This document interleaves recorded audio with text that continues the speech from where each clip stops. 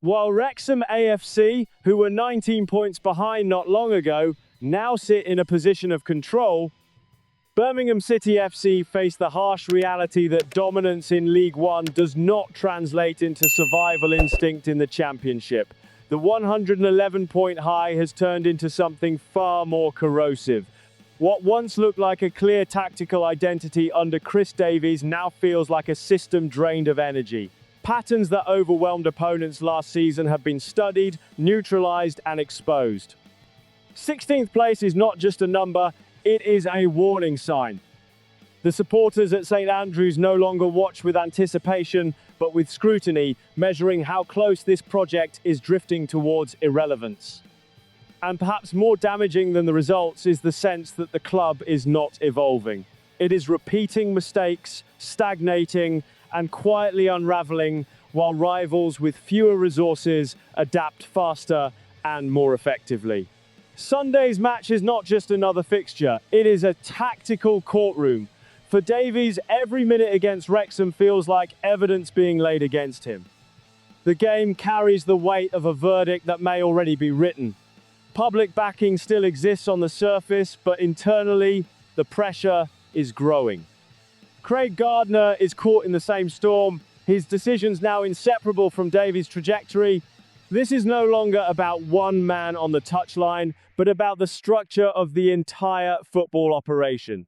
There is also a lingering shadow from December when Michael Carrick was within reach and the board hesitated.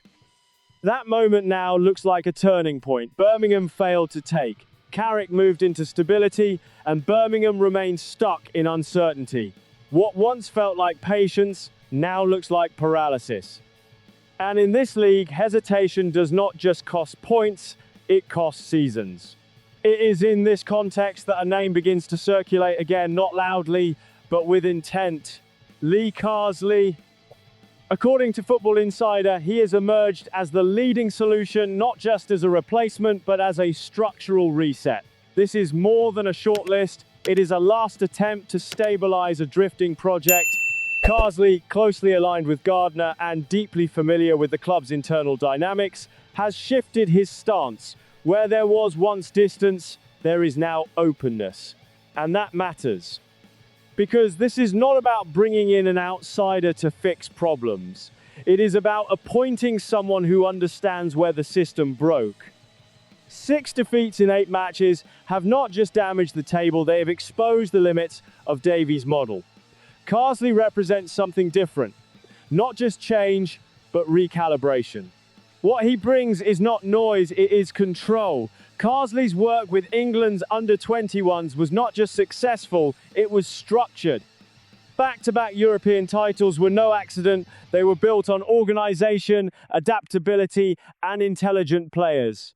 He develops footballers who think, not just execute, and that matters for a Birmingham squad that currently looks caught between ideas. Carsley understands transitions, both tactical and developmental. He knows how to turn potential into consistency, and perhaps most importantly, he already understands St Andrews. This would not be an introduction. It would be a return, but with authority he did not previously have. There is risk, of course. He has not held a permanent role at this level, but the potential is clear. It is visible in every team he has shaped. Under Knighthead's long-term vision, Carsley is not just a solution, he could be the foundation, if given time to build.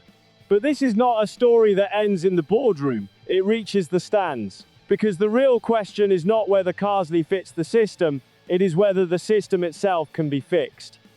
The frustration among supporters is not just about results. It is about direction, about watching a project that promised dominance now struggle for identity.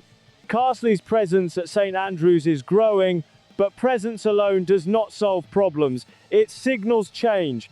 The decision Birmingham face is not just about who leads from the touchline.